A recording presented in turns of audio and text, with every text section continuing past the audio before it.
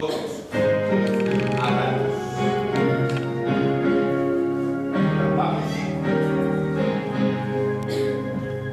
Abre mis ojos a la luz, tu rostro quiero ver, Jesús. Pon en mi corazón tu bondad, dame paz y santidad.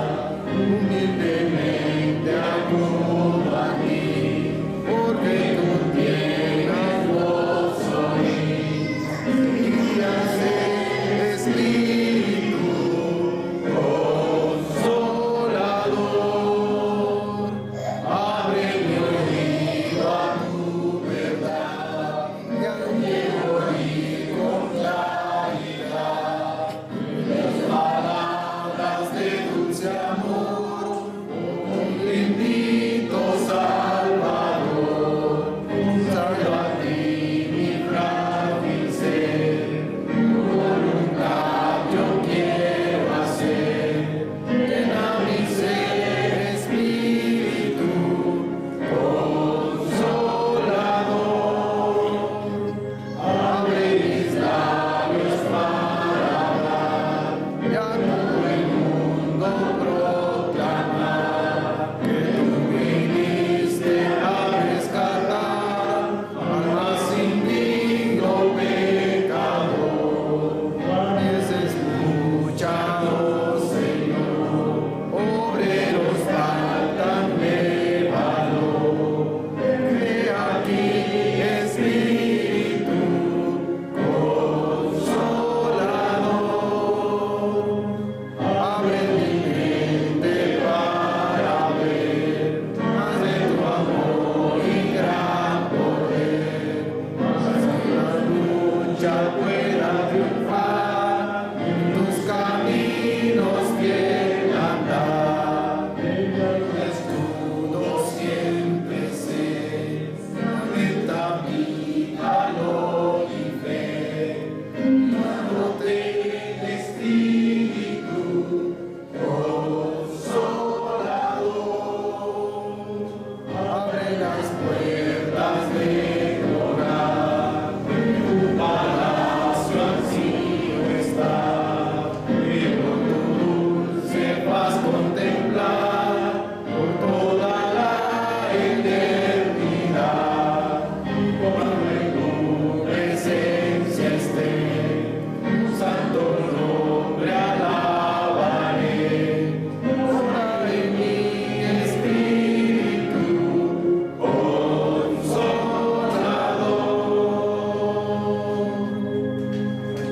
Con reverencia, hermanos, jóvenes y niños, vamos a inclinarnos de rodillas para pedir la bendición de Dios. Amoroso Padre y eterno Señor, nuevamente estamos de rodillas ante tu santa presencia, porque así lo indica, Señor, tu palabra. Bendito Dios, rogamos que tu Espíritu Santo, el Consolador, venga a estar con nosotros. Vamos a iniciar este tema y queremos que tu palabra sea la que responda a cada interrogante que tenemos en ella. Vamos a estudiar un tema especial que es el santuario. Así que rogamos que tu Espíritu Santo ilumine nuestra mente, y aquel que es falto de sabiduría, como dijo Santiago, pídale a Dios que lo dará abundantemente. Bendito Padre, quédate pues con nosotros. Vamos a iniciar un curso fascinante y maravilloso de las profecías del santuario. Nos ponemos en tus manos para que tú dirijas este tema, en el nombre de Jesús. Amén.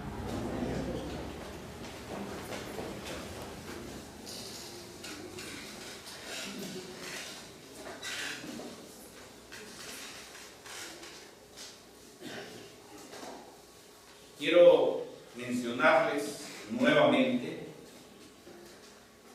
con el afán de tenerlos en nuestra mente, las máximas, hermanos, de nuestro Dios. Y esas máximas, y le llamo máximas, hermanos, porque son textos bíblicos que nos van a ayudar a entender cada día más la palabra del Señor. Así que la primera máxima lo encontramos en el libro de Isaías, en el capítulo 8 y el versículo 20. ¿Por qué, hermanos, es una máxima? Porque nosotros no debemos hablar vanas palabrerías, ¿verdad? Por eso se llama una máxima. ¿Qué es una vana palabrería? Una vana palabrería es cuando yo digo, yo pienso así, ¿verdad? Una vana palabrería es cuando yo me refiero a otra persona y digo, ella piensa así, así dice. Nosotros siempre debemos estar, hermanos, preparados para responder con un así dice Jehová. Amén. Amén. ¿Entienden eso? Nosotros siempre debemos estar listos y preparados, dice el apóstol Pedro, para dar respuesta de la esperanza que hay en cada uno de nosotros. ¿Con qué? Con la Biblia, con la palabra de Dios. Por eso esta primera máxima es importantísima al estudiar los temas que vamos a estudiar. ¿Me explico? A la ley, ¿y qué dice la Biblia? Y al testimonio. ¿Testimonio de quién? ¿A la ley de quién? La ley es la palabra de Dios. Y el testimonio es los testimonios de los profetas. Recordemos, hermanos, que para el pueblo de Dios, el Señor levantó un último profeta, ¿verdad? Y digo último porque algunos todavía tienen profeta hoy en día. Un profeta que se llama Elena G. de White. Y hermanos, déjenme decirle que la hermana White nunca se sale de la palabra de Dios. Ahora, hay otra máxima, una máxima que la cual yo considero debe ser la primer máxima para estudiar la Biblia. Hoy lo dijimos. ¿Cuál es? La oración, ¿verdad? Si nosotros no oramos, pues difícilmente el Espíritu Santo nos va a poder revelar algo en nuestra mente. ¿Me explico? Así que tenemos que orar. Y no solamente, hermanos, tenemos que orar para acomodar nuestras ideas a la Biblia, sino debemos de orar para que Dios acomode sus ideas a nuestras, o más bien para que Dios nos dé sus ideas a nosotros. Miren lo que dice el libro de Jeremías, capítulo 33, versículo 3. Abran la palabra de Dios, por favor, hermanos. ¿Qué dice Jeremías, capítulo 33? Y el versículo 3. Y esta es una máxima especial. Una máxima que descubrí a través del estudio de la palabra de Dios. Dice, clama a mí. Amén. Esa es la oración. Cuando no entendemos la Biblia, hermanos, debemos clamar a Dios, orar a Dios. Y dice el mismo Señor, yo te responderé y te enseñaré cosas grandes. Miren qué interesante. ¿Qué nos va a enseñar el Señor, hermanos? ¿Cosas qué? Grandes. Cosas grandes, ¿verdad? Ay, hermano, pero es que yo no tengo estudio, ¿verdad? ¿Qué dice la Biblia? ¿Pedro tenía estudio? No. No. ¿Qué necesitamos, hermanos, para entender la Biblia? ¿Orar a quién? Dios. Orar a Dios. Y dice el Señor, si tú clamas a mí, te voy a mostrar cosas grandes y ¿qué más? Y ocultas que tú no has conocido. Hermanos, hay cosas ocultas en la Biblia que a veces no lo vemos a simple vista. Muchas cosas ocultas. Nosotros, hermanos, leemos la Biblia y a veces no entendemos porque las cosas están veladas a nuestros ojos. Pero cuando oramos y clamamos a Dios, el Señor nos va dando una respuesta especial de lo que Él quiere decirnos. Hay cosas que a simple vista no logramos, ¿qué? No logramos ver. Hoy les puse un ejemplo, ¿verdad? En el libro de Hebreos, capítulo 1, versículo 5, dice, ¿verdad? Y él me dijo, yo le dije, mi padre, y él me dijo, mi padre eres tú, yo te he engendrado, yo te he engendrado. Esa palabra engendramiento produce muchos problemas, hermanos, para muchos cristianos. Esa palabra engendramiento, muchos cristianos dicen que es que Jesús fue engendrado. O sea, nació de una mujer o nació en algún lugar, en algún tiempo, y por eso no puede ser Dios y es menor que el Padre. Pero cuando investigamos bien la palabra engendrado, no significa eso. Yo no voy a dar la respuesta hoy, porque nos llevaría mucho tiempo. Nada más eso sería un tema de 3 horas. ¿Me explico?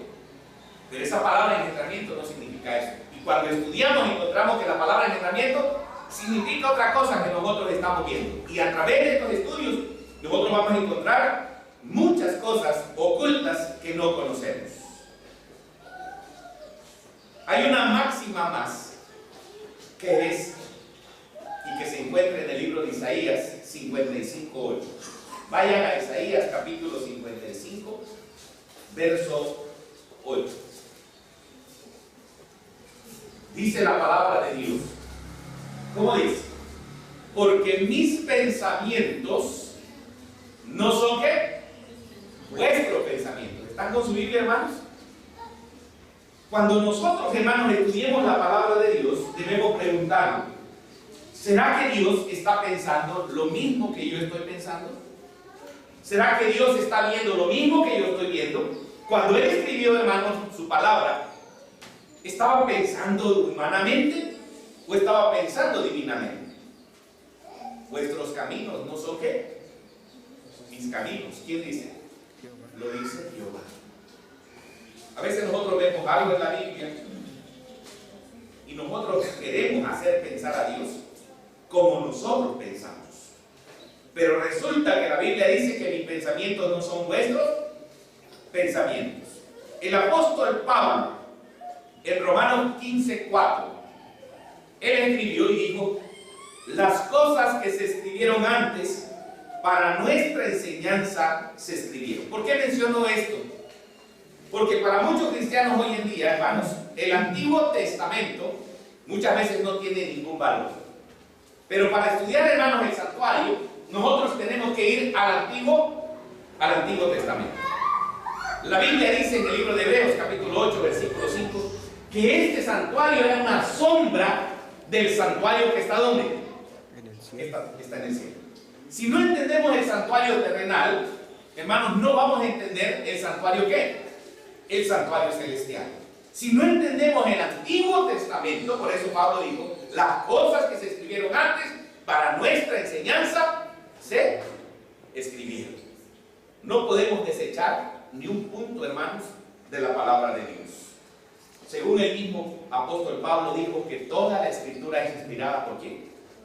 Por Dios. Eso lo encontramos en 2 de Timoteo, capítulo 3, versículo 16. Y según el apóstol Pedro dice que los santos hombres de Dios hablaron siendo inspirados por el Espíritu ¿qué? Por el Espíritu Santo. 2 de Pedro, capítulo 2, versículo 21. Ahora, bajo el contexto de que todo lo que se escribió antes es para nuestra enseñanza, bajo el contexto de que la palabra de Dios es inspirada por el mismo Dios, bajo el contexto de que los hombres o los profetas hablaron siendo inspirados por Dios, hermanos, no debemos olvidar una máxima especial. Isaías capítulo 28 y el versículo 10. Miren lo que dice el libro de Isaías capítulo 28 y el versículo 10. Vayan por favor a la palabra de Dios. Vamos a leer el versículo 9. Dice el profeta Isaías: ¿a quién se enseñará ciencia? ¿O a quién se hará entender doctrina? Hermanos, a veces nosotros cometemos graves errores, y se lo digo con todo cariño. A veces queremos apartar a los niños, ¿verdad? Cuando llega un predicador que habla profecía, que habla santuario, o que habla la palabra del Señor profunda. Pero el profeta Isaías dice: ¿a quién se hará enseñar ciencia o a quién se hará entender doctrina? Entre la pregunta está la respuesta: a los destetados, dice. Eso es tremendo, ¿verdad? Los niños, hermanos, deberían estar aprendiendo ¿qué cosa? Daniel, Apocalipsis y ¿qué más? Y el santuario. ¿Están de acuerdo conmigo? Amén. Deberíamos estar aprendiendo, hermanos, la palabra del Señor sólida, la palabra de Dios. Hermanos, sobre todo si nacimos, hermanos, en cuna de Cristo. Deberíamos estar hablando de profecías, de Daniel, de Apocalipsis y especialmente del santuario. ¿Saben por qué del santuario? Porque el santuario es el fundamento, hermanos, de nuestra fe. A los destetados, a los arrancados de pecho. Verso 10. Porque mandamiento tras mandamiento, mandato sobre mandato, reglón tras reglón, línea sobre línea, un poquito aquí y otro poquito allá. ¿Qué quiere decir este texto? Que cuando vayamos a estudiar la Biblia, hermanos, no nos conformemos con un solo ¿qué? Con un solo texto. Tenemos que estudiar un poquito aquí y otro poquito ¿qué? Otro poquito allá. No podemos conformarnos, hermanos, nada más con la lectura superficial de la Biblia y sacar una doctrina de un texto bíblico, ¿verdad? ¿Por qué? Hoy en día hay muchos estudiosos de la Biblia, pero que son estudiosos superficiales. De hecho, recuerdo haberles dado ya un tema que se llama la sana doctrina. Y la sana doctrina, hermanos, tiene que ser muy bien estudiada. Leen la Biblia, como comúnmente decimos, ¿verdad? Por encimita. Y queremos encontrar una respuesta clara. Por tal motivo, hermanos, y para animarlos e incentivarlos a estudiar más y profundamente, yo les recomendaría que leyéramos el libro de Lucas, especialmente del capítulo 6, verso 47 y verso 48. Y vamos a leer, porque hermanos, esta es otra de las máximas que necesitamos aprender para el estudio de la palabra de Dios. Lucas capítulo 6, verso 47 al verso 48. Miren cómo dice la palabra de Dios.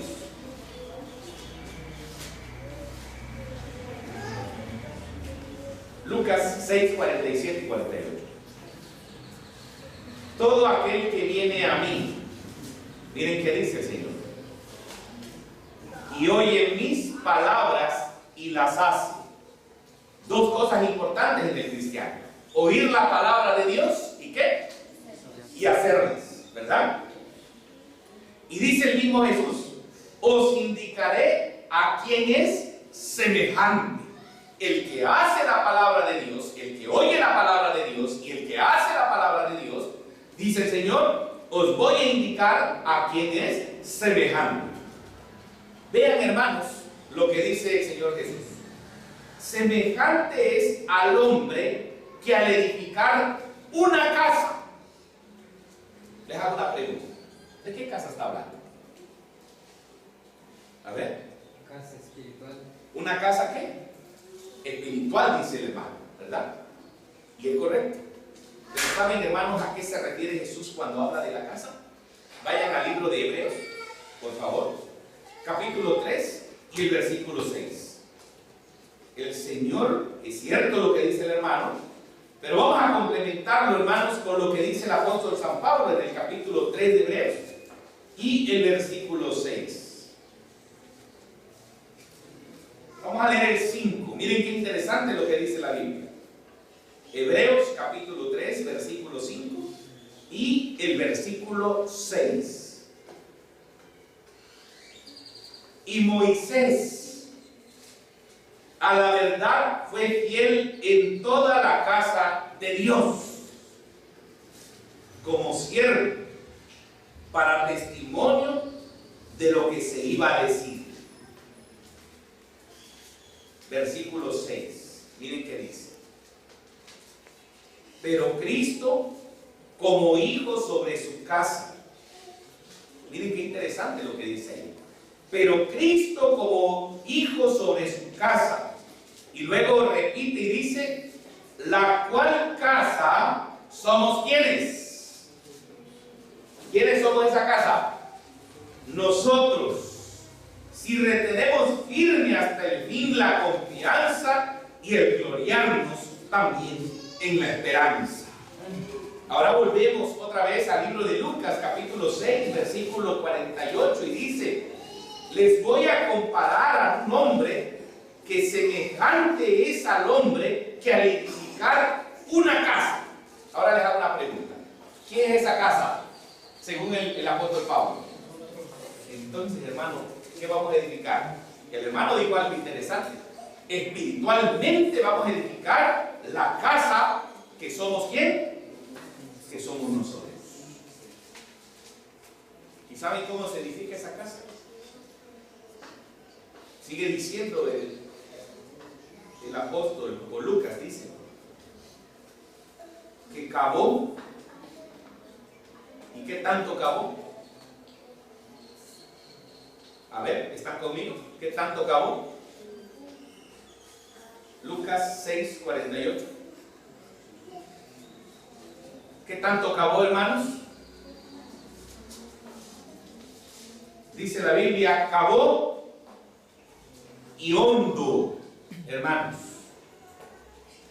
Ese hombre que está edificando su casa, cavó hondo, no cavó superficialmente, dice la palabra de Dios. Y cuando vino una inundación, miren qué interesante, la inundación en el libro de Marcos son los problemas, las dificultades, las tempestades, hermanos, a nuestra vida. Y si lo traemos hoy al tema que vamos a dar, podríamos decir que son las falsas, ¿qué? Las falsas doctrinas, ¿verdad? Así que para poder tener una verdadera doctrina, una santa enseñanza, tenemos que cavar, y tenemos que cavar, ¿qué cosa? Hondo. Porque si no cavamos hondo, hermanos, déjenme decirle, hermanos, que hoy en día muchos sabáticos han empezado a guardar ya el día domingo. ¿De veras? ¿Verdad? Conozco, hermanos, gente que se han evangelizado durante mucho tiempo, guardaron un día el sábado, y de repente vino otra doctrina y le dijo, ya no es el sábado, ahora es domingo. Se cambiaron, hermanos, de iglesia. ¿Saben por qué? Porque eran sabáticos superficiales. Hermanos, en el mundo cristiano no solamente existe la iglesia adventista que guarda el sábado. ¿Sabían ustedes que hay bautistas que guardan el sábado? Bueno, no solamente los bautistas. Hay una iglesia que se separó más o menos en el año de 1855 de la iglesia adventista, que se llama hoy en día la Iglesia de Dios del Séptimo Día. ¿Por qué del séptimo día? ¿Qué día guarda esa iglesia? El sábado. Y no solamente, hermanos, la Iglesia de Dios del Séptimo Día, también encontramos a la Iglesia de la Reforma del Séptimo Día.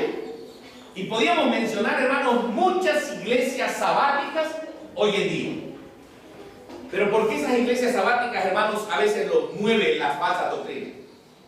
Porque, hermanos, se han separado del fundamento, que es ¿qué cosa? Que es el santuario. ¿Me explico? Y este hombre, dice la Biblia, según el Señor Jesús, cavó hondo y puso su fundamento sobre la roca. ¿Saben quién es la roca, hermanos? ¿Qué dice Corintios capítulo 10, versículo 4? ¿La roca quién es? Cristo, hermanos, es la roca. ¿Sobre quién debemos poner nuestro fundamento? Sobre Cristo. Primero es el fundamento, primero es la roca, y después sigue ¿qué? El fundamento. Y el fundamento, hermanos, es el santuario. Les voy a mostrar un párrafo del espíritu de la profecía. Miren lo que dice aquí. La correcta comprensión, eso lo encontramos aquí en Evangelismo, página 65, del ministerio del santuario celestial. ¿Cómo dice? Es el fundamento de nuestra fe. ¿La correcta qué? Comprensión del santuario. Ahora les hago una pregunta. ¿Nosotros ya comprendemos todo el santuario? los pioneros del movimiento advirtieron que la verdad del santuario era fundamental en relación con toda la estructura de la doctrina ¿qué? De la doctrina adventista, hermanos. O sea que el santuario, hermanos, es fundamental para que nosotros, hermanos, no seamos movidos por cualquier viento de doctrina. Jaime White en 1850 reimprimió: el tema del santuario debiera ser cuidadosamente examinado. Aunque, hermanos, yo tengo estos párrafos del Espíritu Recía y los vamos a estudiar todos completos, uno por uno. Estoy dando un panorama de lo que la hermana White dice y en relación con la palabra de Dios. ¿Cuál es nuestro fundamento? Y Jaime White en ese año dijo que debería ser cuidadosamente examinado, puesto que en él descansa el fundamento de nuestra fe y también de nuestra esperanza. Bien. Cristo es la roca. El santuario es ¿qué cosa? El fundamento. ¿Saben, hermanos, por qué las iglesias se pierden? Porque se apartan de la roca y se apartan del fundamento. Yo, hermanos, no he encontrado en la Biblia, es más, los pioneros, por ejemplo, nunca bailaron. ¿Ustedes han encontrado en la palabra, en el Espíritu Recía, que hayan bailado los pioneros? No. Sin embargo, hoy en día las iglesias, hermanos, ¿qué cosas hacen? ¿Bailan o no bailan? La mayoría de iglesias bailan, ¿verdad? Un día les voy a explicar cuál es la razón de no bailar, ¿verdad? ¿Saben por qué las iglesias hoy en día están bailando y se están moviendo y están aplaudiendo dentro de los púlpitos? ¿Por qué? Porque se están apartando del fundamento. ¿Me explico? Ah, es que David danzó. Ok, está bien, David danzó. ¿Cuál era el propósito de David de haber danzado? ¿Me explico? Un día vamos a explicar todo eso. Pero yo quiero que entiendan, hermanos, que no podemos apartarnos del fundamento. Recordemos, hermanos, que la roca no es Pedro, sino es Cristo. Y sobre él, sobre Jesús, debemos poner todo fundamento que encontremos en la Biblia, para que cuando venga la inundación, cuando vengan los problemas, cuando vengan los conflictos, y en este caso falsas doctrinas, el río no nos mueva de nuestros fundamentos. ¿Sabe por qué? Porque vamos a estar fundamentados en la roca que es nuestro Señor Jesucristo. Vamos a entrar al santuario. ¿En cuántas partes se dividía el santuario? ¿Hasta ahí vamos bien? ¿Vamos entendiendo? ¿Saben, hermanos? Aquí encontramos el santuario terrenal. ¿En dónde está la construcción del santuario? Vayan a Éxodo, capítulo 25. Lo hago para beneficio de los que no estuvieron ayer en el tema. Éxodo, capítulo 25, versículo 11. Dice la palabra de Dios: me harán un santuario para mí y habitaré en medio de ellos. Ese santuario, hermanos, era el santuario ¿qué? ¿Estaba en el cielo o en la tierra? En la tierra, el santuario terrenal. Y Dios le dijo a Moisés: mira, Moisés, hazme un santuario para que yo habite en medio de ellos. ¿En cuántas partes se componía, hermano, ese santuario? ¿En cuántas partes? En 3 partes, ¿verdad? La primera parte, ¿cómo se llamaba? ¿Se acuerdan? El atrio. Apréndanselo, hermanos, vamos repitiendo. Aunque estamos grabando, hermanos, y esto más que nada es una clase, más que un sermón, una predicación, ¿verdad? La primera parte estaba el atrio. El atrio, hermanos, estaba alrededor, hermanos, tenía una cerca. La cerca era de lino fino, de lino torcido. Sus postes, sus basas, sus capiteles, sus molduras eran del material que el Señor había pedido para la construcción, hermanos, del santuario. Pero ¿qué había dentro del atrio? Habían 2 muebles, ¿se acuerdan? ¿Altar de qué? Del sacrificio o altar del holocausto. ¿Por qué menciono esto? Porque cuando hablamos del sacrificio, el sacrificio era para una cosa, ese animal. Era para perdón de los pecados de todos los seres humanos. Pero el sacrificio del holocausto no servía para el perdón de los pecados de los seres humanos o de los israelitas. Por eso nosotros aquí vemos una imagen donde está saliendo un humito. ¿Se ve? ¿Verdad? Porque aquí en este lugar se quemaba la ofrenda. Y cuando era quemada la ofrenda, salía, hermanos, el humo, el olor grato para Jehová. Esa ofrenda era símbolo de nuestro Señor, ¿quién? De nuestro Señor Jesús. Como ofrenda de olor grato, ¿para quién? Para Dios. Era el sacrificio perfecto en esta tierra. Aunque vamos a tener un tema especial acerca del altar de sacrificio, altar de holocausto, les estoy mencionando un poquito de esto para que vayan teniendo más idea. Más adelante encontramos, ¿cómo se llama este mueble? ¿Se acuerdan? El tabernáculo de qué? De reunión. El tabernáculo de reunión. ¿Por qué el tabernáculo de reunión? Porque ahí se manifestaba la santa presencia de Dios. ¿La santa qué? La santa Shekinah. El Señor se manifestaba, hermanos, al pueblo. ¿Y saben, hermanos, en cuántos departamentos se dividía este lugar? Se dividía en dos. ¿Lugar qué? Santo y lugar qué? Santísimo. Y el lugar santísimo. Vamos a comenzar describiendo, hermanos, el atrio. Y ya dijimos de los muebles que habían ahí en el atrio. Voy a invitar a los hermanos a que leamos el libro de Éxodo, capítulo 27, versículo 9 al versículo 19. Abran la palabra de Dios.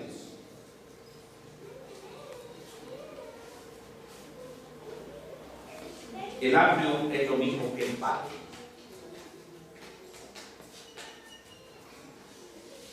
Miren lo que dice la palabra de Dios. Recordemos que todo esto era una sombra de las cosas celestiales. El atrio era representación del mundo. ¿Por qué era representación del mundo? Porque en el atrio se mataba el cordero. ¿En dónde murió Jesús? ¿En dónde murió Jesús? En la tierra. En la tierra. ¿En dónde se mataba el cordero? En el atrio. ¿Qué representaba entonces el atrio? La tierra. Representaba el mundo donde Cristo vino a morir por cada uno de quién? Por cada uno de nosotros. Esa era la representación. Por eso es necesario aprender. Dice el versículo 9, Éxodo 27, 9. Asimismo harás el atrio del tabernáculo. Este es el atrio. Este es el atrio y este es el tabernáculo. El atrio del tabernáculo le llama el Señor. Al lado meridional, al sur, tendrá el atrio cortinas de lino torcido. ¿De qué eran las cortinas, hermanos? ¿De lino qué? De lino torcido. ¿Saben ustedes de qué color era el lino torcido? En la tarde, en el próximo estudio, vamos a ver de qué color era el lino torcido. Sigue diciendo, de 100 codos de longitud para un lado. O sea que el atrio de un lado medía 100 codos, pero por lo consiguiente del otro lado medía también 100 codos. Si lo pasamos, hermanos, a medidas, a metros, serían aproximadamente 45 centímetros de largo, casi media cuadra medía el atrio o las cortinas que estaban ahí. Sus 20 columnas y sus 20 basas serán de bronce. Los capiteles de las columnas y sus molduras serán de ¿qué cosa? Serán de plata. ¿Qué tenía que ver todo eso, hermanos, en la construcción del santuario? Dice la Biblia que las bases eran de bronce y los capiteles y las molduras se encuentran de este lado, esas eran de plata. ¿Qué significado tiene el bronce? ¿Qué significado, hermanos, tiene la plata? Versículo 11. De la misma manera al lado del norte Habrá a lo largo cortinas de 100 codos de longitud, sus 20 columnas con sus 20 basas de bronce. Los capiteles de sus columnas y sus molduras serán ¿de qué? Serán de plata. El ancho del atrio del lado occidental tendrá cortinas de 50 codos. Sus columnas 10, también con sus 10 basas, y esas basas recordemos que eran ¿de qué? Eran de bronce. En el ancho del atrio por el lado oriente, estamos hablando de este lado, el ancho del atrio por el lado oriente, hermanos, y recordemos que aquí está la puerta de entrada a ese atrio. Miren qué dice: al este habrá 50 codos. Versículo 14. Las cortinas a un lado de la entrada será de 15 codos. De este lado, hermanos, eran 15 codos que tenía. Aproximadamente eran 6.4 metros. Sus columnas 3. Noten, hermanos, que aquí tienen 3 columnas. 1, 2 y 3 columnas. Esas columnas tenían también basas de bronce, capiteles y molduras también de plata, con sus 3 basas. Y al otro lado, 15 codos de cortinas, sus columnas 3, también con sus 3 basas, de este otro lado, ¿verdad? Pero en el centro, hermanos, estaba la puerta de 20 codos. Vamos a leer el versículo 16. Y para la puerta del atrio, dice, habrá una cortina de 20 ¿qué? De 20 codos. Aproximadamente los 20 codos son 9 metros que tenía la entrada, hermanos, para el santuario. Saben, hermanos, que si nosotros medimos esta parte del templo, mide 6 metros. O sea, estamos hablando de 3 metros más acerca de la puerta de la entrada, hermanos, del santuario. ¿Por qué era tan ancha, hermanos, esa puerta? ¿Por qué tenía 9 metros esa puerta? Pero no solamente, hermanos, era ancha, sino que dice la Biblia que las cortinas estaban en 4 ¿qué? En 4 colores. Díganme ustedes cuáles eran los colores de las cortinas. Versículo 16.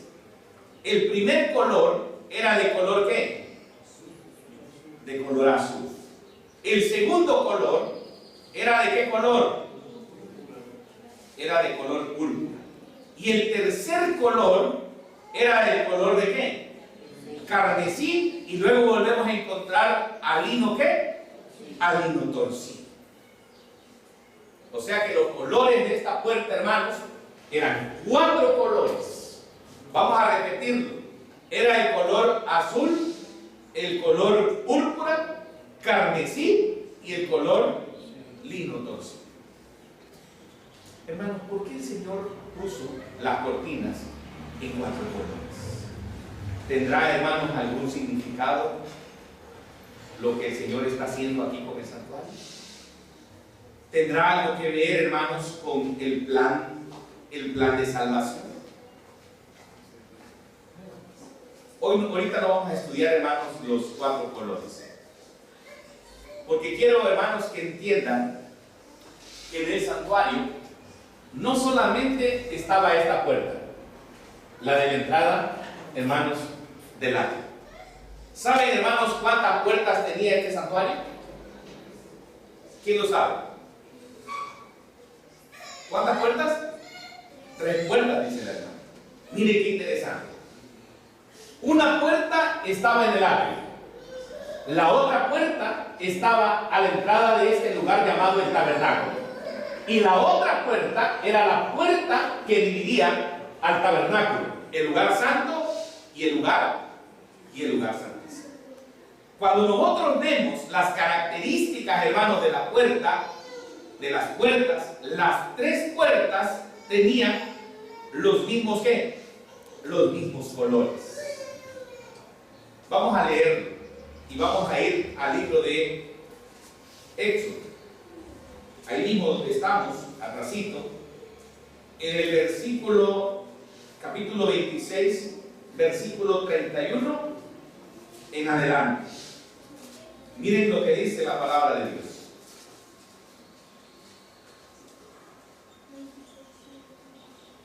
Éxodo 26, 31 en adelante. ¿Lo tienen a la mano? También harás un velo de azul, púrpura, carmesí y lino torcido. Será hecho de obra primorosa con querubines. Aparte de los 4 colores, este velo tenía una característica muy especial. ¿Tenía qué dice la Biblia? Tenía querubines. Ahorita vamos a dar la respuesta de los querubines. ¿Qué significa los querubines? ¿En dónde estaba este velo? Versículo 32. Y lo pondrá sobre 4 columnas de madera de acacia. Miren, hermanos, que la madera de acacia estaba en todo el santuario, porque tenía una representación especial. Cubiertas de oro, sus capiteles de oro sobre basas de plata. Miren lo que dice el versículo 33. Pondrás el velo debajo de los corchetes y meterás allí, de velo adentro, el arca del testimonio. Y aquel velo os hará separación entre el lugar santo y el lugar ¿qué? Y el lugar santísimo. Si nosotros vemos ese velo, ¿en dónde estaba? La Biblia dice que estaba aquí en el tabernáculo de reunión. Y ese velo estaba en medio de ese tabernáculo porque era el que hacía separación entre el lugar santo y el lugar ¿qué? Y el lugar santísimo. Esa era una puerta. Había otra puerta más, aparte de esa puerta, de ese velo.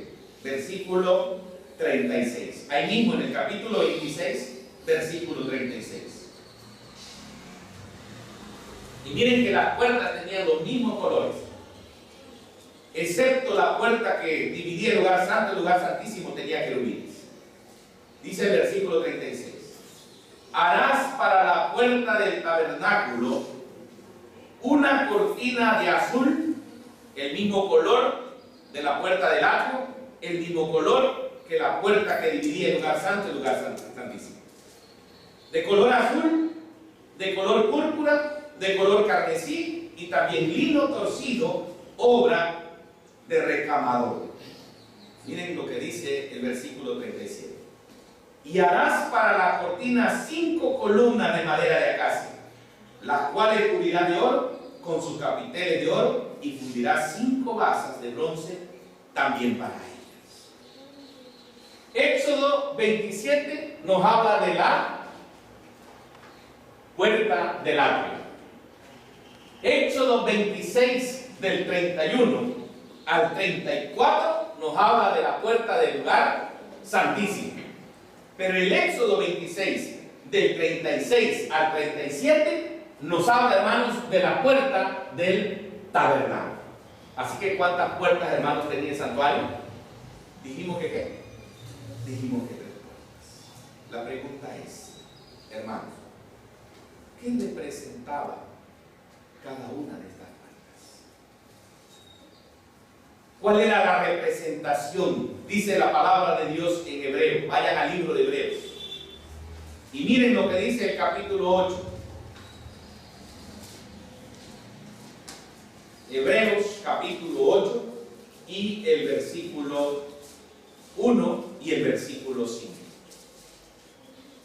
Ahora bien, dice el apóstol Pablo, el punto principal de lo que venimos diciendo es que tenemos tal sumo sacerdote, el cual se sentó a la diestra del trono de la majestad, de la tierra o de los cielos. De los cielos. Versículo 2. Ministro del santuario y de aquel verdadero tabernáculo que levantó el Señor y no el hombre. Miren lo que dice el versículo 5. ¿Para qué servía, hermanos, este santuario terrenal? Los cuales sirven a lo que es figura y sombra de las cosas ¿qué? De las cosas celestiales. Hermanos, el santuario celestial era una sombra de las cosas celestiales. Así que cada puerta que nosotros encontramos en este santuario terrenal, hermanos, tienen un significado y un símbolo muy especial. Vamos a darle, hermanos,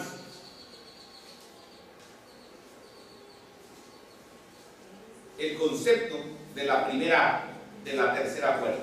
La puerta que dividía el lugar santo y dividía al lugar santísimo. Esta puerta con querubines era la puerta de acceso al lugar santísimo. Era la única puerta que tenía, ¿qué cosa? Querubines. En donde estaba el arca del pacto, o sea que se encontraba, hermanos, en este lugar que está aquí, de este lado. Aquí estaba la puerta y de aquel lado estaba el lugar santísimo.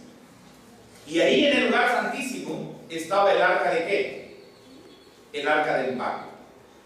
Cuando nosotros leemos el libro de Hebreos, hermanos, en el capítulo 9, miren lo que contenía esa arca del pacto. Hebreos capítulo 9, versículo 3 y el versículo 4. El cual tenía un incensario de oro. El 3 dice: tras el segundo velo estaba la parte del tabernáculo llamada el lugar santísimo. Verso 4. El cual tenía un incensario de oro. ¿Y qué más tenía el lugar santísimo? El arca del pacto cubierta de oro por todas partes. En la que estaba, miren hermanos, que había ahí en esa arca del pacto, una urna de oro que contenía ¿qué cosa? El maná. ¿Qué representa, hermanos, el maná? ¿Qué representa el maná? A ver, hermanos. La reforma pro salud. ¿La reforma qué? Pro salud. Y hermanos, este era el segundo departamento, y es el departamento donde hoy los cristianos estamos viviendo. Y si ese maná representa la reforma pro salud, ¿qué deberíamos estar haciendo, hermanos, con nuestro cuerpo? ¿Mal alimentándolo o alimentándolo bien? ¿Qué deberíamos estar haciendo? ¿Tomando coca? ¿Tomando café? ¿Comiendo carne? ¿Qué deberíamos estar haciendo? Díganme ustedes. Porque la palabra de Dios dice que el apóstol San Pablo, cuando vio el lugar santísimo, estaba el arca del pacto, y dentro del arca del pacto una urna de oro que contenía ¿qué cosa? Que contenía el maná. Ese maná, hermanos, lo recibieron los israelitas, hermanos. ¿Y saben por qué lo recibieron? Para que no se enfermaran, para que vivieran una vida saludable y tuvieran un cuerpo que agradara y glorificara, hermanos, el nombre de Dios. Vamos a tener, hermanos, un tema especial del maná. Pregunto: ¿Dios permitió comer carne? ¿Ustedes ya han escuchado ese tema? Saben, hermanos, que a través de un estudio, hermanos, que hemos hecho, el Señor nunca permitió la carne como consumo, para el consumo humano. ¿Saben para qué servía la carne? El Señor le dijo al pueblo de Israel: come carne, pero sin su sangre. La sangre que se derramaba, hermanos, era la sangre que simbolizaba la sangre preciosa de Cristo Jesús. Y cuando le decía coman la carne, hermanos, saben que no lo comían, hermanos, para agradar el paladar. Esa carne era ¿con qué? ¿Con hierbas qué? Con hierbas amargas, ¿verdad? Ustedes pónganle hierba de perro, hermanos, a la carne a ver cómo sale, ¿verdad? ¿Sí conocen la hierba de perro? ¿Verdad? Eso lo encuentran, es un montecito que se encuentra por ahí. Ustedes agarran la hierba de perro, hermanos, y se los voy a dar como receta. Sirve, hermano, para el estómago, para los problemas intestinales. Esa hierba de perro es amarga. Agárranlo y pónganle a su carne, a ver si lo pueden comer. ¿Saben por qué, hermanos, lo comían con hierbas amargas? El pueblo de Dios. Porque simbolizaba algo. Simbolizaba la amargura con que habían vivido. ¿En dónde? Habían vivido en Egipto. Y dice la palabra de Dios que lo tenían que comer apresuradamente, como huyendo de un peligro inminente. Pero la gente, hermano, hoy dice: no, es que la carne no es mala. Algunos cristianos dicen: podemos comer puerco, ¿verdad? Lo que entra a la boca no contamina ¿qué? No contamina al hombre. Mentira, sí contamina, por eso hay mucha enfermedad. Pero algunos cristianos dicen: no, está bien, el puerco no, porque la Biblia prohíbe comer los animales inmundos, pero sí vamos a comer ¿qué cosa? Los animales limpios. Hermanos, a través de un estudio bíblico nosotros vamos a entender que ni los animales que limpios se pueden comer. No son para el consumo, no son para el consumo humano. ¿Me explico? ¿Qué había entonces dentro del arca? Una urna de oro que contenía el maná. ¿Qué más tenía esa arca? Dice la Biblia, hermanos, que tenía la vara de ¿qué? La vara de Aarón. Y aparte de la vara de Aarón, dice que tenía las dos tablas del pacto. Este era un lugar especial, el lugar santísimo, donde el sumo sacerdote, escuchen bien, Aarón y sus hijos entraban una vez al año para hacer expiación y para hacer juicio. Vamos a ir a Levíticos capítulo 16. Levíticos capítulo 16, versículo 2 y el versículo 34. Miren lo que dice la palabra de Dios. Jehová dijo a Moisés: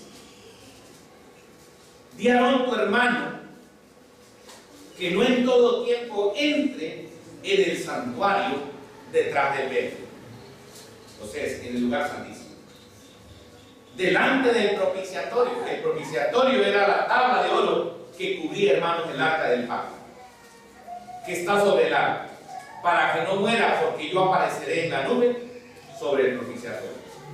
Levíticos 16, 34. Y esto tendréis como estatuto perpetuo, para hacer expiación. ¿Cuántas veces? Una vez, ¿qué cosa? Una vez al año, por todos los pecados de Israel. Y Moisés lo hizo como Jehová le mandó. ¿Cada qué tiempo, hermano, se hacía este servicio? Una vez, ¿qué? Una vez al año. Les hago una pregunta, hermanos. ¿Cuándo se cumplió este símbolo? ¿Saben? Este símbolo se cumplió según la profecía de Daniel 8:14, hablando de las 2300 tardes y mañanas, en el año de 1844, el 22 de qué? El 22 de octubre. ¿Por qué les estoy mencionando esto? Porque esa puerta, hermanos, que dividía el lugar santo y el lugar santísimo, se abrió en 1844, el 22 de qué? El 22 de octubre. Les voy a leer este libro, que es Primero en Cristo, ¿verdad? Para que ustedes tengan un panorama de lo que el Señor quiere hoy en día para nosotros. ¿Me explico?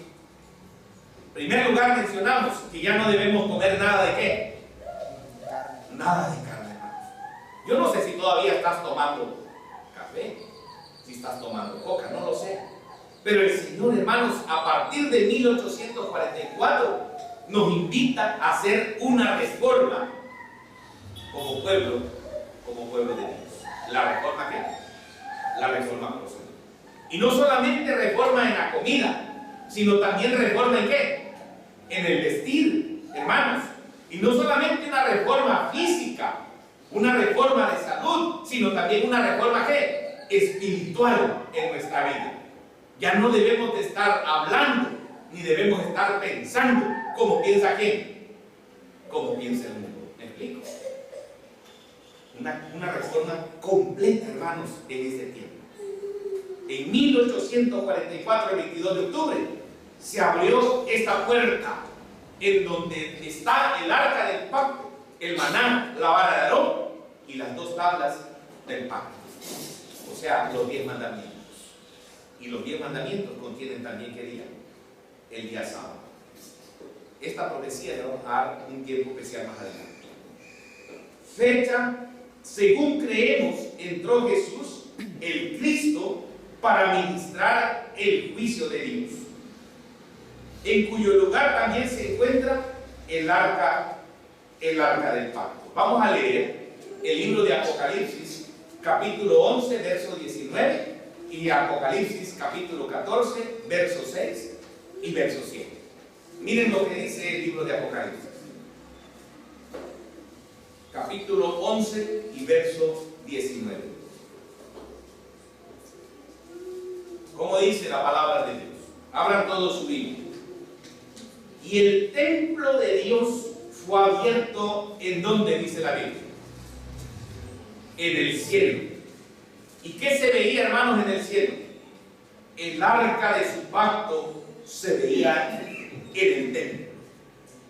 Hermanos, ahora el arca del pacto ya no está en el santuario, ¿qué? Terrenal. Ahora está en el santuario, ¿qué? Celestial. ¿Estamos bien? Amén.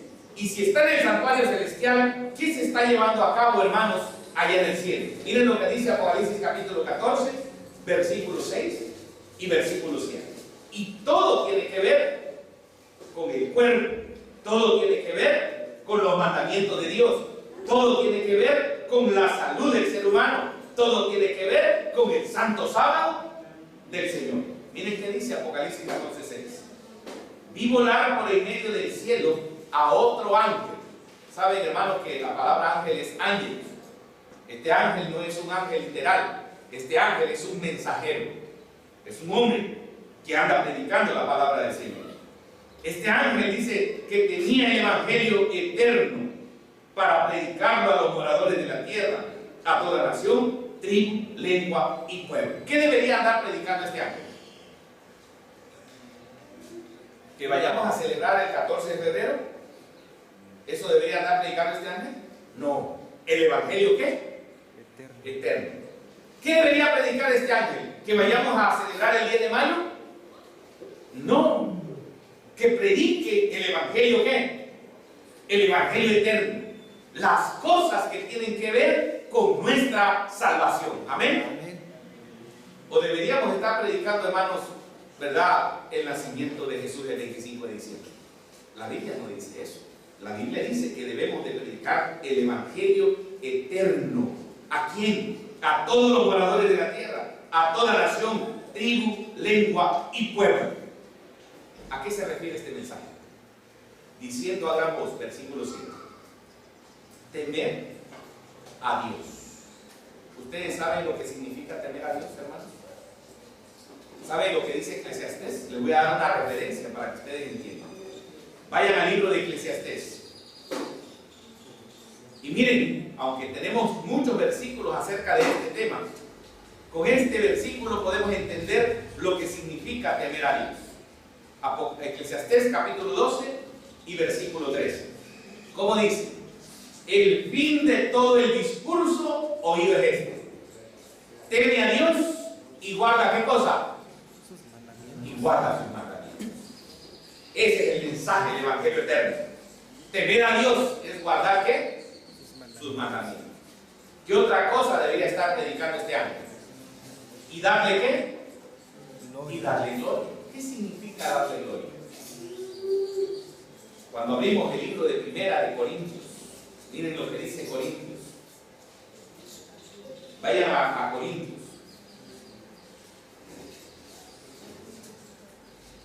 En el capítulo 6, Primera de Corintios. Y el versículo 19 y el versículo 20. Miren lo que significa, hermano, darle gloria al Señor. Dice la palabra de Dios: ¿o ignoráis que vuestro cuerpo es templo de qué? Del Espíritu Santo. ¿Qué es nuestro cuerpo, hermanos? Templo del Espíritu Santo, el cual está en vosotros y el cual tenéis de Dios y que no sois vuestro. Hermanos, el cuerpo que nosotros tenemos, ¿de quién es? ¿De quién es, jóvenes, este cuerpo? Del Espíritu Santo. De Dios. Dice la palabra de Dios, no es vuestro. Hoy muchos seres humanos dicen: yo hago con mi vida lo que quiero y hago con mi cuerpo lo que quiero, pero no es ni su vida ni es ni su cuerpo. ¿De quién es el cuerpo? De Dios. Dice: el cuerpo es templo del Espíritu. Versículo 20. Porque habéis sido comprados por precio. Miren lo que significa darle gloria al Señor. Glorificar pues a Dios en vuestro cuerpo y en vuestro espíritu, los cuales son de Dios. Este ángel que anda predicando, hermanos, por todos lados, da dos consejos especiales: teman a Dios y denle ¿qué? Gloria. Denle gloria. Temer, guardar los mandamientos, y darle gloria, cuidar ¿qué cosa? Cuidar nuestro cuerpo. ¿Están entendiendo lo que estamos diciendo a través de la palabra de Dios, hermanos? Y no solamente dice eso, sino que sigue diciendo: porque la hora de su juicio ha llegado. ¿Y cuándo comenzó la hora del juicio? Investigado. En el año de 1844, ¿el 22 de qué? De octubre. El 22 de octubre. ¿Sabían, hermanos, que este departamento del lugar santísimo que dividía esa puerta era simplemente un reflejo de la realidad que Dios iba a comenzar en 1844? ¿La hora de qué? La hora de su juicio. Hermanos, estamos viviendo en tiempos muy solemnes, jóvenes y mis queridos hermanos. En tiempos en donde nosotros deberíamos de ser celosos en la palabra de Dios, en guardar los mandamientos y cuidar también, hermanos, nuestro cuerpo. ¿Me explico? Ahora, ese velo o esa puerta tenía también ¿qué cosa? Tenía querubines. Unos querubines labrados. Vamos a leerlo para que ustedes lo vean. Vamos a Éxodo capítulo 26 y el versículo 31. ¿Qué representan esos querubines labrados? Estamos hablando de que en ese lugar se hace un juicio. Ahora, ¿qué representan esos querubines labrados? Versículo 31. Éxodo 26, 31. También harás un velo de azul, púrpura, carmesí y lino torcido. Será hecho de obra primorosa con querubines. ¿Qué representan, hermanos, esos querubines? Esos querubines, hermanos, representan a los ángeles ministradores en el cielo, que van y vienen según la orden de Dios. ¿Y saben cómo lo comprobamos eso? En el libro de Daniel, en el capítulo 7 y el versículo 10. Hablando Daniel acerca del juicio de Dios. Vamos a leer. Vayan al libro de Daniel, capítulo 7. Miren lo que dice el profeta. Dice el versículo 9. Vayan a Daniel 7:9, por favor. Estuve mirando, dice Daniel, hasta que fueron puestos tronos, ¿verdad? Hablando del juicio investigado. Y se sentó un anciano de días, cuyo vestido era blanco como la nieve, y el pelo de su cabeza como lana limpia. Su trono llama de fuego, y las ruedas del mismo fuego ardiente. Verso 10. Un río de fuego procedía y salía delante de él. Hermanos, ¿y quién era ese río de fuego? Dice el contexto: millares de millares le servían y millones asistían delante de él. El juez se sentó y los libros fueron abiertos. ¿A qué se refiere el profeta Daniel cuando dice un río de fuego procedía y salía delante de él? Miren lo que dice el libro de Hebreos, capítulo 1 y el versículo 7.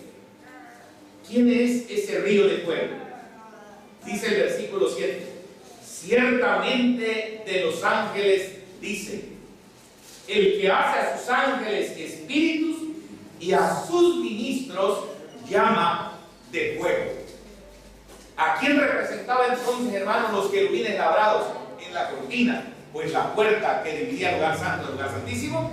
A los ángeles que ministran, hermanos, en el juicio, en el tiempo en el cual nosotros estamos viviendo. ¿Van tomando nota de eso? Hermanos, eso lo encontramos también en Salmo 104 y el versículo 4. Esta, hermanos, era la tercera puerta del santuario celestial. La diferencia de esta puerta, además del color azul, púrpura, carmesí y lino torcido, era que tenía querubines labrados. ¿Por qué tenía querubines labrados? porque los querubines o los ángeles representan los ángeles ministradores en el tiempo del juicio en el cual nosotros, hermanos, estamos viviendo. Les voy a decir tantito nada más. Si nosotros, hermanos, nos portamos mal, hay un ángel anotador. El libro del conflicto de los siglos dice que cada pensamiento, cada palabra, cada treta, artera, dice la hermana Juárez, es escrito, hermanos, exactamente en el libro de memoria. Así como nuestras obras buenas son escritas también por el ángel anotador, también, hermanos, nuestras obras malas están siendo escritas en el libro de las memorias. ¿Me están entendiendo? Aunque vamos a tener un tema especial acerca, hermanos, del día del juicio, les estoy anticipando, hermanos, lo que pasa, hermanos, con los ángeles cuando nosotros, hermanos, nos portamos bien o nos portamos mal. ¿Cuántos creen, hermanos, que si nosotros estamos adorando a Dios aquí, un ángel presente está con nosotros? Amén. Ese ángel ministrador, hermanos, lleva toda la cuenta de lo que cada uno de nosotros hacemos, ya sea bueno o ya sea qué, o ya sea malo. ¿Tenía una representación los ángeles labrados? Por supuesto que sí. Representaban, hermanos, los ángeles ministradores en el día del juicio. Vamos a ver la segunda puerta, la del tabernáculo. Abran su Biblia en el libro de Éxodo, capítulo 26, versículo 36. Capítulo 26 y versículos 36 y 37. Esa puerta era la puerta que estaba a la entrada del tabernáculo. Miren lo que dice: harás para la puerta del tabernáculo una cortina de azul, púrpura, carmesí, lino torcido, obra de recamador. ¿Tenía los mismos colores que la puerta del atrio? Sí. ¿Tenía los mismos colores que la puerta del lugar santísimo? También. Ahora, ¿cuál era esa puerta? Esta puerta era la segunda puerta posterior a la puerta del atrio, la que seguía a la puerta del atrio. Era la puerta que llevaba al lugar santo del santuario, donde Jesús entró posterior a su muerte, en el año 31 después de Cristo. Y se encuentra su realidad en el Salmo capítulo 24, cuando dice el verso 7: alzado puertas vuestras cabezas y alzado vosotras puertas eternas, y entrará el Rey de Gloria. ¿Quién es este Rey de Gloria? Preguntan los ángeles. Y ellos mismos responden: Jehová el fuerte y el valiente, Jehová el poderoso en batalla. Es de entender que si fuera una puerta literal, la puerta que habla el Salmo 24, no tendría cabezas. Esas cabezas, por supuesto, son de ángeles que esperan a Jesús después de haber vencido la muerte. Por eso dice que es poderoso en batalla. Hermanos, esta puerta es la puerta que nos habla el Salmo, ¿qué? El Salmo 24, ¿verdad? ¿Saben cuándo pasó ese acontecimiento? La Biblia dice que Jesús murió, pero también ¿qué? Resucitó. Y después de haber resucitado, ¿cuántos días anduvo con sus discípulos? ¿Se acuerdan? 40 días. Y después de los 40 días, la Biblia dice que empezó a ascender Jesús ¿a dónde? Hacia el cielo. ¿Y saben cuál es el primer lugar que penetró Jesús? El lugar santo. ¿Saben por qué decimos que es el lugar santo? Porque en el lugar santo, hermanos, habían 3 muebles: el candelabro, la mesa y el altar de ¿qué? Y el altar del incienso. Jesús, en el año 31, después de 40 días de su resurrección, penetró, hermanos, en ese lugar santo. Por eso, hermanos, el Salmo capítulo 24 dice: alzad, oh puertas vuestras cabezas. Ahora, las puertas que vemos aquí, ¿tienen cabezas? No. Entonces, ¿a qué se refería? ¿A los santos qué? A los santos ángeles. ¿Saben qué estaban haciendo los ángeles, hermanos, después de la resurrección de Cristo? Una tremenda valla, hermanos, en el cielo, esperando a su Señor. Y por eso ellos preguntan: ¿quién es este Rey de Gloria? ¿Sabían, hermanos, los ángeles quién era el Rey de Gloria? Sí. Ellos saben quién es Jesús. Ellos saben que Él había resucitado. Ellos saben que Él había ganado la batalla. Y por eso preguntan quién es el Rey de Gloria. ¿Verdad? Y ellos mismos responden, ¿verdad? Jehová el fuerte y el valiente, Jehová el poderoso en batalla. ¿Por qué poderoso en batalla? Porque había vencido ¿qué? Porque había vencido la muerte. Miren, hermanos, cuando nosotros estudiamos en el santuario nos va indicando, hermanos, los acontecimientos ¿qué? Futuros. ¿Me están entendiendo? ¿Sí? ¿Vamos entendiendo? Porque no vamos a estudiar en este momento esta puerta porque ya no nos va a dar tiempo. Pero hermanos, vimos la tercera puerta del lugar santo al lugar santísimo. Ahora estamos viendo la segunda ¿qué? La segunda puerta donde penetró Jesús en el año ¿qué? 31. ¿Cuándo penetró, hermanos, en la tercera puerta? En el año de 1844, el 22 de octubre. Cuando nosotros leemos Daniel 8 y Apocalipsis 3, hermanos, dice la Biblia que el enemigo odia que el ser humano estudie ¿qué? Estudie el santuario. ¿Sabe por qué lo odia? Porque el santuario, hermanos, nos va dando los acontecimientos cronológicos de los tiempos que ya pasaron y los tiempos que van a acontecer. Si nosotros seguimos, hermanos, el estudio del santuario hasta el final, hasta el último punto de allá del santuario, nosotros, hermanos, vamos a estar firmes en nuestra fe. Vamos a entender, hermanos, que al final de cuentas no va a vencer el demonio, va a vencer Cristo Jesús por medio de su intercesión. Amén, hermanos. Amén. ¿Cuánto les gustaría que siguiéramos estudiando el santuario? Amén. Hermanos, ¿verdad? Quizás a algunos de ustedes ya les aburrió porque todo el tiempo estamos habla y habla del santuario, ¿verdad? Pero los hermanos nuevos que vienen, hermanos, ellos están abiertos porque no conocen nada del santuario. Hay mucha gente, hermano, que no sabe nada de este tema. Es más, el mundo evangélico no sabe.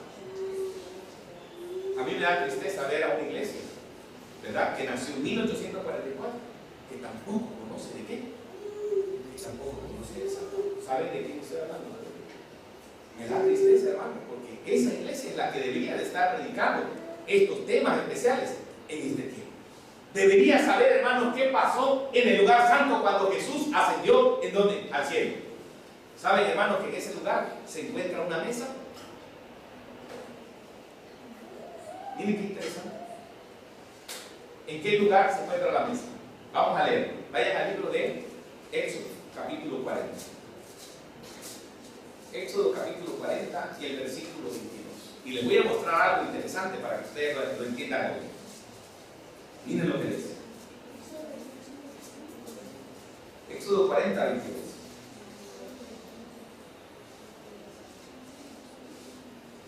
Y puso la mesa en el tabernáculo de reunión. Dice la Biblia. ¿Al lado qué? Al lado norte de la cortina, fuera del velo. Ahora, noten lo que dice el libro de Isaías. Vayan al libro de Isaías. Isaías, capítulo 14. Miren lo que dice la Biblia. Y el versículo 12 y el versículo 13. Alguien quería establecer su trono ahí en ese lugar. ¿Cómo caíste del cielo, oh lucero hijo de la mañana? ¿Quién era este? Satanás. Cortado fuiste por tierra tú que debilitabas a las naciones. Versículo 13.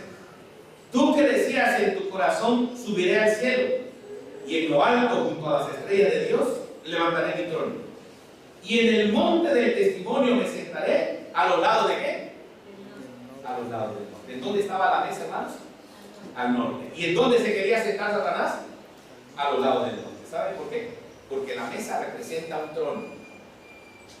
Y cuando Jesús ascendió al cielo, hermanos, este va a ser un tema especial nada más. Pero cuando Jesús ascendió al cielo, Él se sentó en el trono del Padre. El Padre le dijo, siéntate a mí, a mi diestra, hasta que ponga a tus enemigos por estrado de tus pies. Por eso el enemigo odia ese lugar, porque Él era el príncipe, era considerado el príncipe de este mundo en esta tierra. Pero cuando Cristo ascendió al cielo, se le quitó su poderío.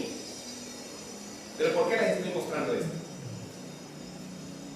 Porque, hermanos, Satanás siempre quiso ocupar ese lugar como el lugar de su estancia, el lugar de su trono. ¿Me explico? Él quiso ocupar ese lugar especial. ¿Y saben una cosa? Cuando Cristo pasó del lugar santo al lugar santísimo en 1844, figurativamente, escuchen bien, figurativamente, Satanás se quedó en este lugar. ¿Y por qué digo figurativamente? Porque la Biblia dice que Satanás un día fue expulsado ¿de dónde? Fue expulsado del cielo. Pero Satanás no perdió la oportunidad. Si un día yo me quise sentar en ese trono, hoy en día me voy a sentar. ¿Saben cómo se sentó Satanás en ese trono? Infundiendo falsas ideas y falsas doctrinas, hermanos, en muchos cristianos. ¿Y saben qué es lo más terrible de eso? Dice la hermana White, lo voy a leer. Primero en Escritos. Hay un capítulo que se llama La puerta abierta y la puerta cerrada. Miren lo que dice en Primero Escritos. Eso está en la página 42. Y escuchen bien lo que dice aquí. Vi que Jesús había cerrado la puerta del lugar santo. ¿Saben cuándo la cerró? En 1844. Y nadie podía abrirla. Nadie puede abrir, hermanos. Desde que Jesús entró al lugar santísimo, nadie puede abrir la puerta del lugar santo porque ese periodo ya pasó y quedó en la historia. Jesús ya fue sacrificado por nosotros. Aquí Jesús murió. Hermanos, ya no puede venir Jesús a morir nuevamente por nosotros. Jesús ascendió al cielo y desentronó o desentronizó a Satanás en este lugar, en el lugar santo, en el año 31. Pero en 1844 Jesús entró al lugar santísimo.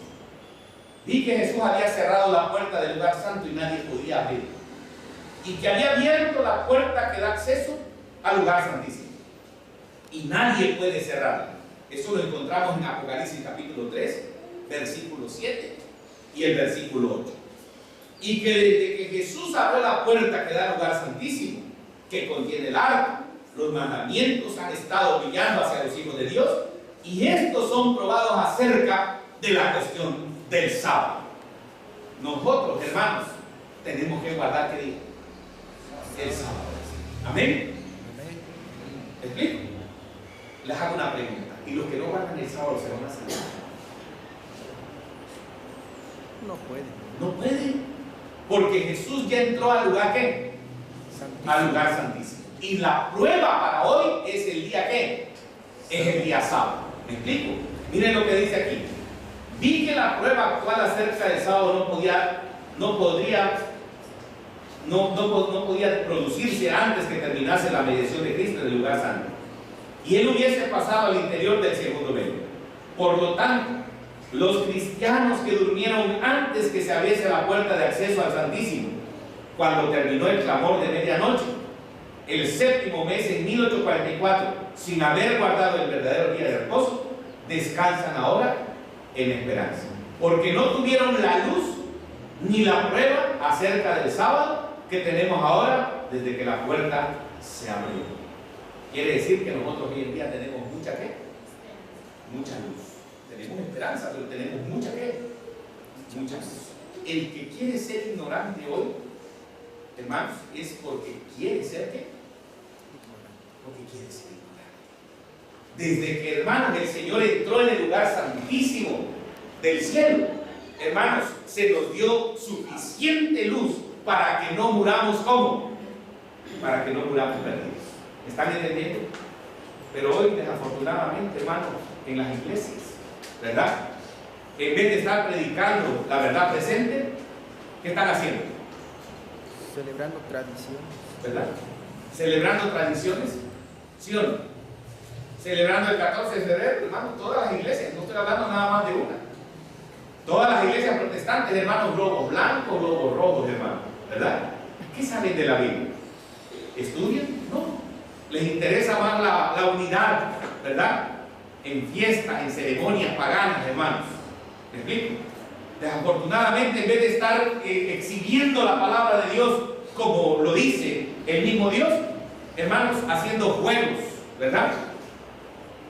No sé si ustedes han ido a iglesias donde se la pasan jugando. Me dice una hermana, hermano, es que, dice, yo fui a una iglesia donde se ponían un papel en la boca, ¿verdad? Lo chupaban, lo absorbían, y ese papel se lo pasaban a otra persona así de boca a boca. Imagínate si se cae el papel, ¿verdad? ¿Qué se iban a dar? Un beso. También vi otra iglesia, dice, donde agarraban una semillita y lo aventaban hacia arriba, ¿verdad? Y ahí venían así, y ¡guas! ¿No? Y el que lo dejaba caer, leía un versículo, ¿qué? Leía un versículo bíblico, lo castigaba, hermano. Y eso se da en todas las iglesias, hermanos, ¿de dónde? Del mundo. El mundo está viviendo, hermanos, un evangelio superficial. No entiende, hermanos, lo que el Señor nos enseñó a través del santuario terrenal.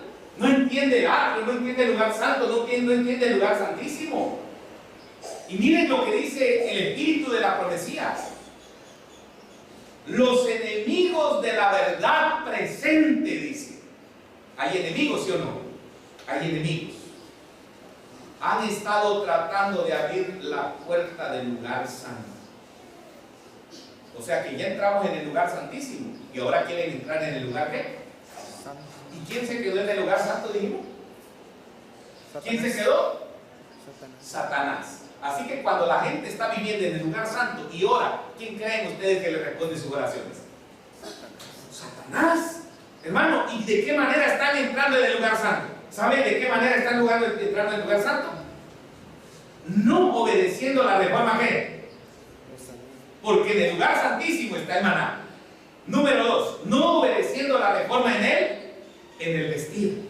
¿Me explico? Están en el lugar santo. ¿Qué decimos de la música? ¿Verdad? ¿Qué le pareció el himno 192? Precioso, ¿verdad? Abre, ¿qué dice? Mi mente a tu luz, a tu verdad. ¿Verdad?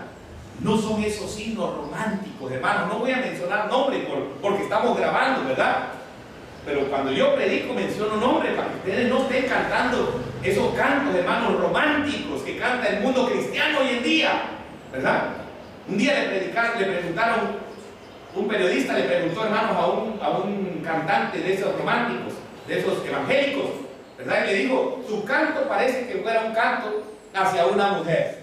¿Y saben qué respondió? Él dijo, sí, ¿verdad? Es que cantarle a Dios es como cantarle a una mujer de manera enamorada.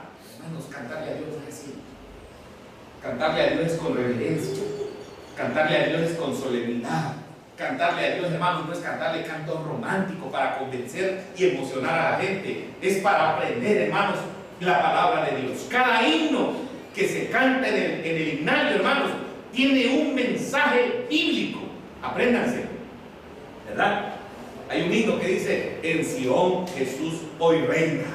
Hermanos, ¿es un mensaje qué? Bíblico. ¿Cómo la gente está tratando de regresar, hermanos, al lugar santo? A través de sus prácticas. Anteriormente las iglesias no bailaban. Estoy hablando de muchas iglesias pentecostales, aún bautistas. Ni siquiera movían un dedo, ¿verdad? Aprendieron parte de la palabra de Dios. Ah, pero hoy en día, hermanos, a una iglesia que nació en 1844, ahora ya está, ¿qué cosa? Ahora ya está bailando. Y hermanos, están regresando al lugar ¿qué? Al lugar santo. Los enemigos de la verdad presente han estado tratando de abrir la puerta del lugar santo que Jesús cerró y de cerrar la puerta del lugar santísimo que la abrió en 1844, donde está el arca que contiene las 2 tablas de piedra en las cuales fueron escritos por el dedo de Jehová los 10 mandamientos. ¿Tiene algo que ver las puertas? Sí. Hoy estudiamos la puerta del tabernáculo y la puerta que unía el lugar santo y el lugar ¿qué? Y el lugar santo. Si Dios lo permite, hermanos, en la tarde, sí, en la tarde vamos a estudiar la puerta que da a la vida. Nada más les voy a dar un reto. Vayan a Éxodo, en el capítulo 27 y versículo 16.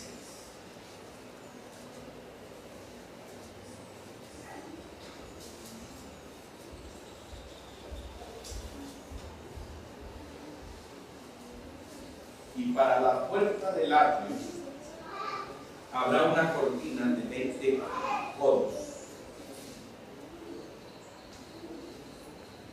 El primer color era el color ¿qué? Azul. El segundo color era el color púrpura, carmesí, lino torcido de obra de recabador, sus columnas 4 con sus 4 bases. Y dijimos que las 3 puertas tenían los mismos colores en sus cortinas. Ahora, ¿qué representa cada color? ¿Verdad? ¿Qué representa el color azul? ¿Qué representa el color azul? ¿Los qué? Los mandamientos de Dios, ¿verdad? Ya hemos venido aprendiendo eso. ¿En dónde encontramos eso?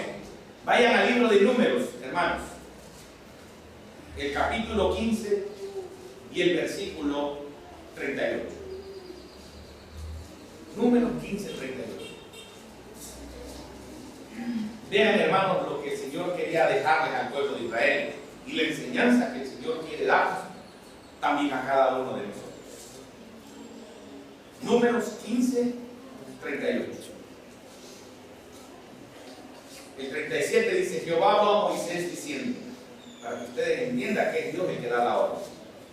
Verso 31. Habla a los hijos de Israel y diles que se hagan franjas en los bordes de sus vestidos por sus generaciones, y pongan en cada franja de los bordes un cordón ¿de qué color? De color azul.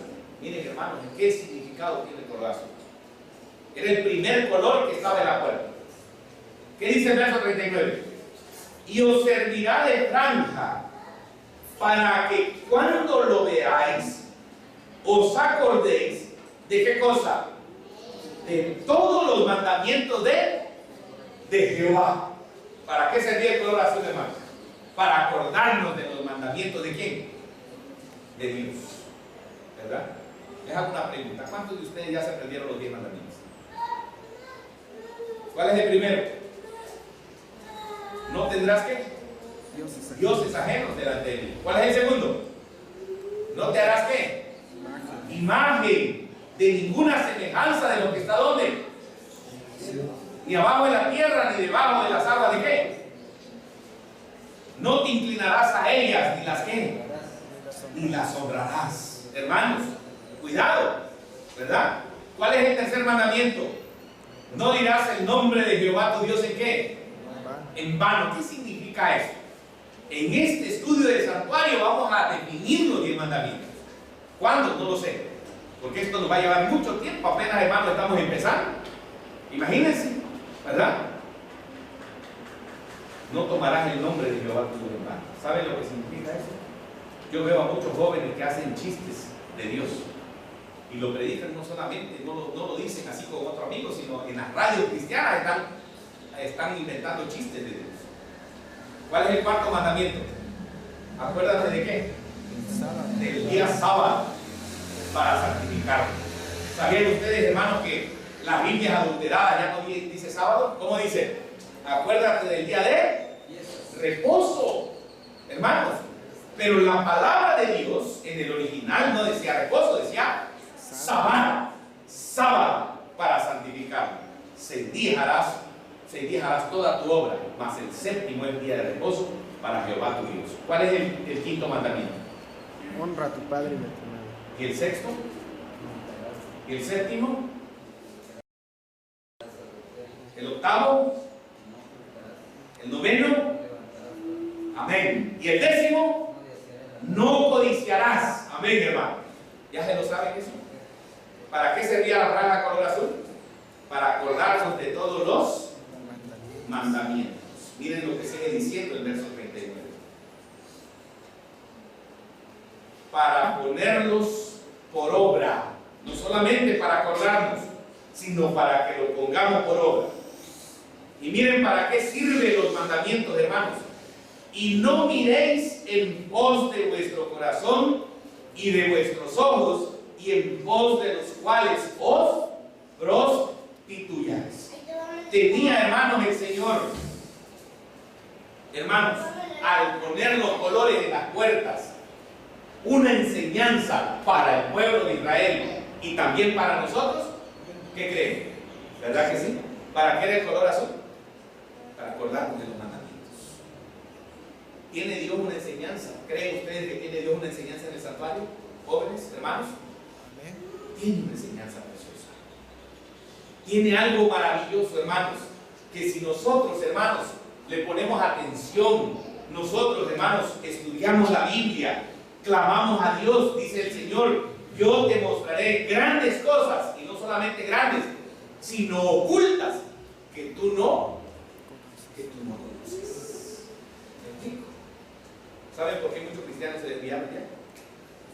¿Y por qué muchos hermanos hoy en día están haciendo tantas cosas? Porque no conocen el santuario. Y el santuario es el fundamento de nuestra fe. Espero que no se lo vayan a perder, hermanos, en la tarde. Vamos a dar este tema, los 4 colores de las puertas. Ese va a ser el tema de la noche. ¿Y a quién simbolizaba la primera puerta, que es la puerta del atrio? Vamos a entonar nuestro último himno, el himno 192.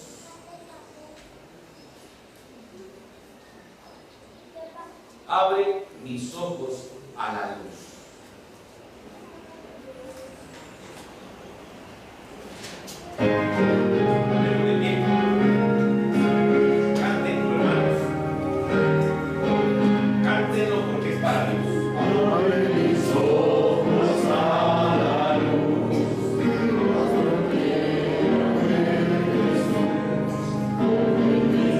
Corazón tu bondad, y dame paz y salud.